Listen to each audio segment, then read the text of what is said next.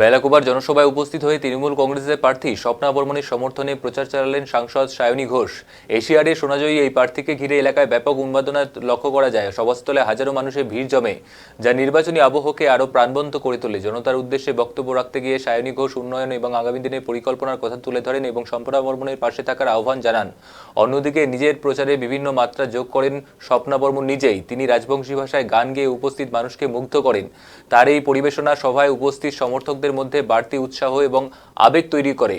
খেলাধুলার মঞ্চে দেশের নাম উজ্জ্বল করার পর এবার রাজনীতির ময়দানে নেমে মানুষের আস্থা অর্জনে জোর দিচ্ছেন স্বপ্না বর্মণ। সব মিলিয়ে বেলাকোপায় এই জনসভা ঘিরে উৎসবের আবহ তৈরি হয়।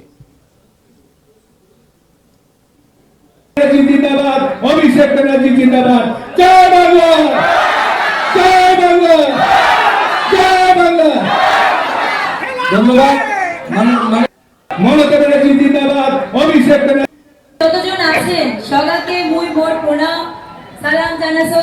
যা যা বসে আছেন অবশ্যই মঞ্চ যতজন আছেন সবাইকে প্রণাম এবং সালাম। আর স্পেশালি দিদিকে অনেক অনেক ধন্যবাদ আসার জন্য।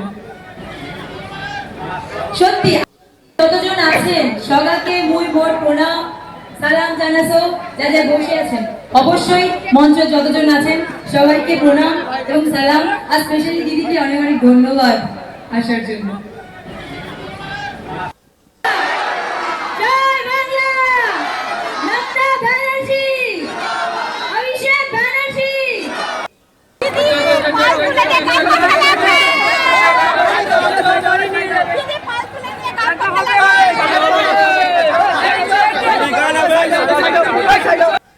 তো শেখো ঠিক করে কি হলো মা?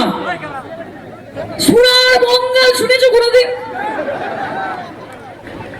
আচ্ছা রানী রাসমণি বলি আমরা, নরেন্দ্র মোদী বলছে রসমণি,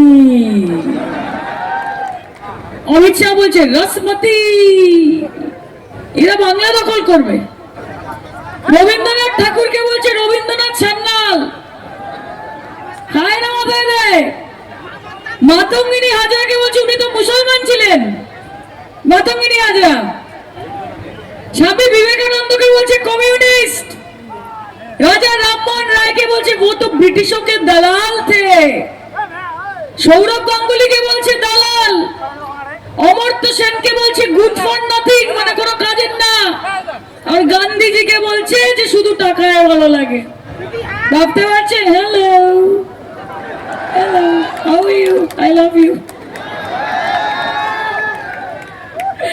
এরা নাকি বাংলা দখল করবে। আর সর্বোপরি বঙ্কিমচন্দ্র চট্টোপাধ্যায়কে আমাদের আদরণীয় প্রধানমন্ত্রীজি বলছে বঙ্কিম দা।